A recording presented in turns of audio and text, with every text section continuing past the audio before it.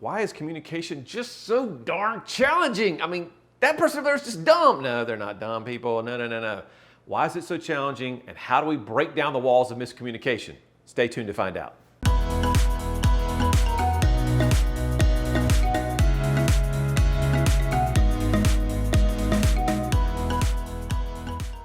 People give and receive information in totally unique ways. We all have a specific lens that we look through that determines how we see life.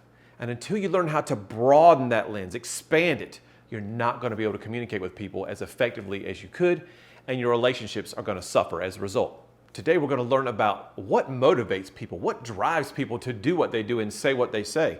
And also, we're going to learn about why people communicate verbally the way they do. Some people do it really short, some people do it really long and expanded. So that's what you're looking forward to.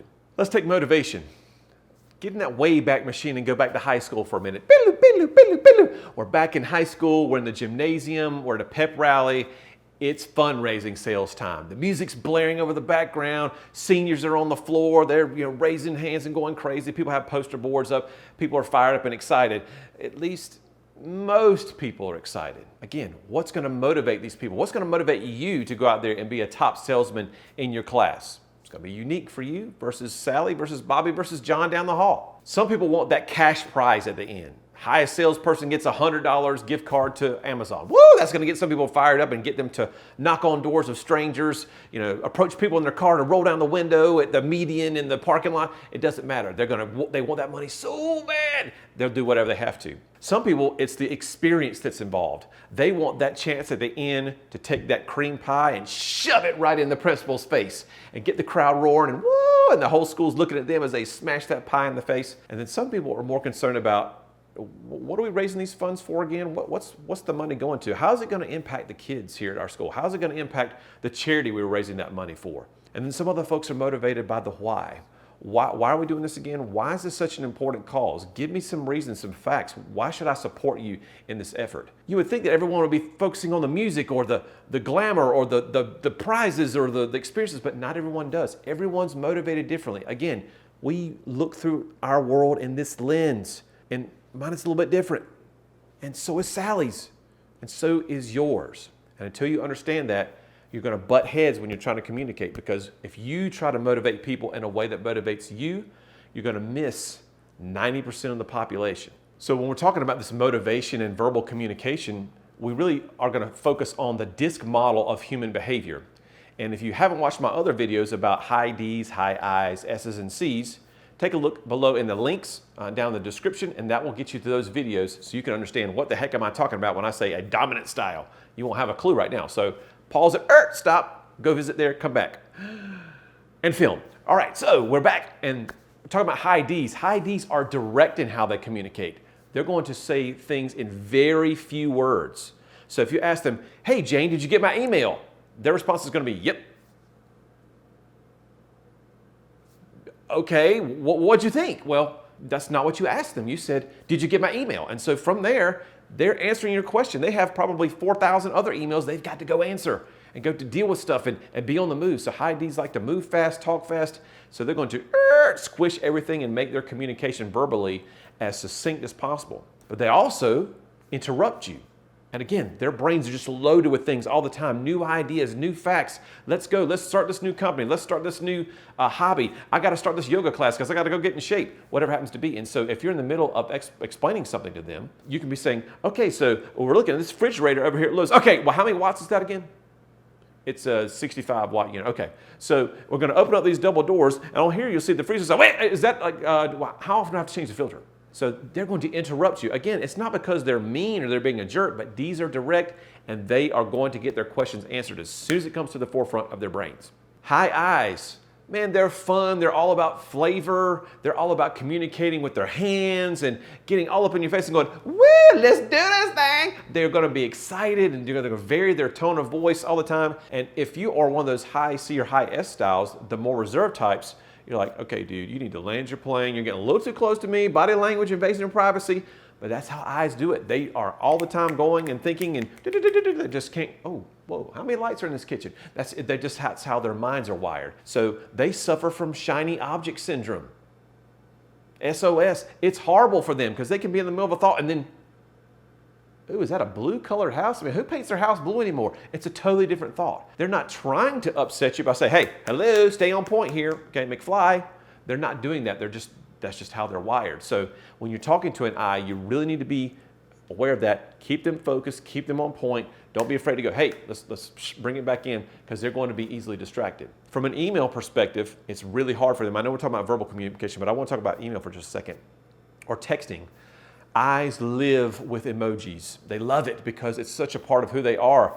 Those mediums are cold. Email and texting without emojis, they don't know how to express themselves.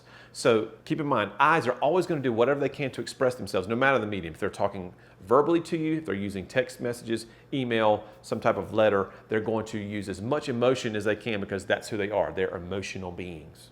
High S's, they speak softly. When they do speak, S's don't like to rock the boat in situations. So in group discussions, an S isn't going to offer their input because they don't want to make someone upset. They avoid conflict like the plague. They just can't stand it. So you can be in a discussion with someone and say, hey, where do you guys want to go for dinner? And an S is going to be like, I don't know, where do you guys want to go? They're never going to be the first person to say, ooh, Hardee's, Taco Bell, KFC, Olive Garden. They're never going to do that because they don't want to offend the rest of the group. They're just going to sit back and go, where do you guys want to go? I get so tired of deciding all the time if I'm a D or a C, or one of those types, because they want the S to give them input, but S's just don't want to rock the boat. So they will give up their own wants and desires to please others in the group. And sometimes, as a high S, which I am one, my wife will say, where do you want to go to dinner? And unfortunately, sometimes I'll say, well, I don't care. Where do you want to go? It's not that I don't care. It's that I don't have a preference. Again, eyes want to please others. And so I want my wife to be happy. Happy wife, happy life. So if she decides that she wants to go to Olive Garden or Longhorn or wherever it happens to be, I can find something on the menu there just fine. And so from that, she's going to be happy because she gets that nice steak, which she likes, and I get that chicken parmesan, and life is good. And then there are the high C's, those cautious types. They speak in more of a monotone, direct, squinchy-eyed, discerning kind of a look on their face. Never too high with their expression, never too low. High C just wins the lottery. Yay. Just lost their dog. Oh no.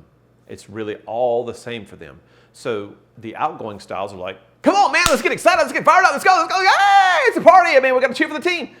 Yay. We don't understand as high D's and I's why the C's don't have a little bit more emotion. I mean, let's get it fired up.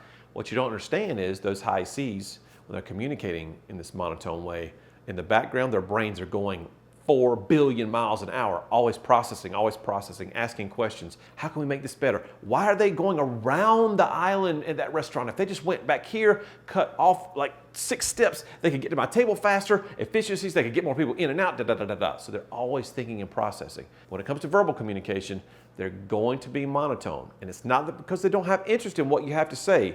They're just thinking about what they need to say because, again, they're cautious. They're not going to speak without going through all the calculations they need to make sure they're saying the right thing at the right time to the right people. Without self and social awareness, we're just not going to communicate effectively.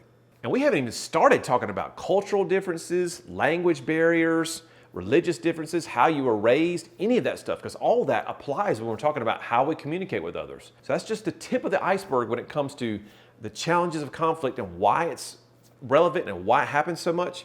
But again, understanding personality styles, self-awareness. Am I a high D? Am I a high C? How does that impact the way I communicate with a high D or a high I? Those are the questions we can answer in a later video, but that gives you really that 10,000 foot surface in terms of what you need to know to understand, conflict is a struggle, and here are the reasons why. So if you're interested in finding out more about yourself, you can certainly take an assessment, find details below in the description box, or make sure you head back and watch those high D, I, S, and C videos because that will give you some insights into that self-awareness and social awareness that we so desperately need to communicate effectively.